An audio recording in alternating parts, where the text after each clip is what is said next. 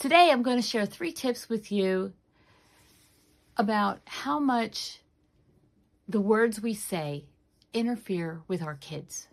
Hi, I'm Cheri Dotterer. I'm here from Think, Learn, Live, where we build spaces to help you think clearly, learn easily, and live safely. One of those sayings that a lot of teachers, maybe therapists, maybe parents, some adult says is, "That kid's lazy." I just cringe. I don't know how to respond to it.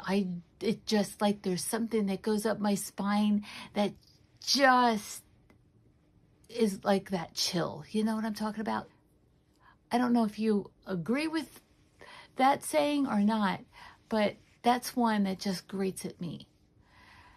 So I want to share today 3 tips on how to avoid recommending the word lazy into your vocabulary.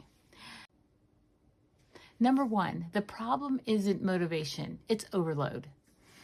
Neurologically, our system has this framework that it lives by, where if we go too much one way, it's going to react one way. If we go too much the other way, it's going to react the other way.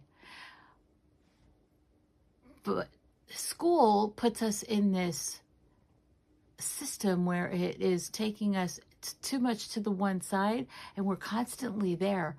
We need to bring it back, and we need to have this spectrum of learning. Because if our bodies notice a threat, their kids' hair on the back of their head's going to stand up. The kids are going to get that chill down their spine, and their body's going to say, no, thank you. I am not doing that again. Well, that doesn't work so well in school, but that's what happens with an overload. Kids are looking at safety. Well, the kids aren't, but their brain is. Their brain is saying, I don't know, I didn't like that the last time we did it, so I'm not doing it again. And if you continue to do it that way, it's not going to work for me. So the brain feels threatened. So that's point number 2. The brain feels threatened. So number 1 was the brain is in overload, and we have to get it back to like a homeostasis state. Number 2 is the brain, when brain feels threatened, it dysregulates. I mentioned this in one of my other videos. We have the body, we have the mind, but we also have the spirit, which is housed in our subconscious mind. That subconscious mind is controlling everything that we do. So if that subconscious mind feels that threat is going to be, whoa, wait a minute. I often relate our brain, our subconscious mind, which happens to be in the limbic system. Our limbic system has this filing cabinet. Our limbic system is like a filing cabinet. Inside the filing cabinet, every memory that we have throughout the day goes in that cabinet.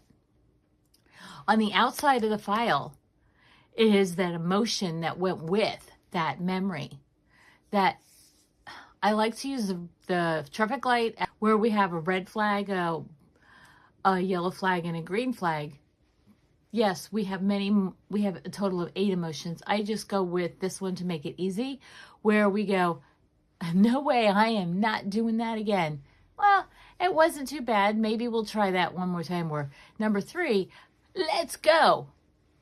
So let's take this to something at school where they want to go. They want to go outside to recess because they have that freedom to be creative.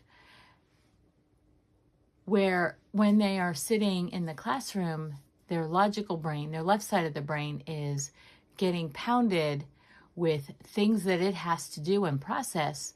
But sometimes we need to switch it over and get that creative brain being part of the learning experience. So think about this. How can you create a creative experience in your classroom that's going to create both sides of the brain working. A novel experience, novel meaning new, a new experience for them will create that engagement. It will rewire their brain. It will move the needle from the red zone or the yellow zone to the green zone. Let's do this again. So when they put that memory in the filing cabinet, they're going to go, yeah, next time the teacher wants me to do that, I am ready. I am all for it. I've experienced it. I think I've got this. My point here is we blame the learner when the environment dysregulates them.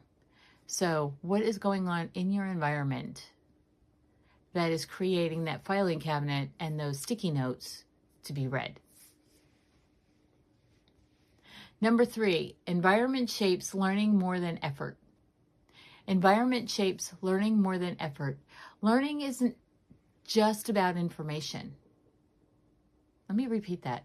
Learning is not about sharing information. Learning is this process of engaging in the entire environment.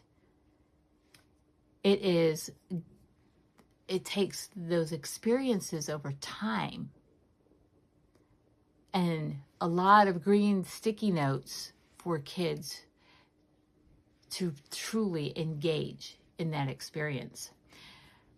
Let me read this to you. Neuroscience research indicates that learning occurs when students understand concepts without the pressure of solving for the answer. Let me repeat that. Neuroscience research indicates that learning occurs when students understand concepts without the pressure to solve for the answer. So we can't persuade a dislocated, yeah. Okay, maybe I should keep that one in. We can't persuade a dysregulated brain. We're not going to get that subconscious mind to agree if it's feeling threatened. We're not going to get that subconscious mind to get out of that refusal state until we regulate that brain into a positive situation.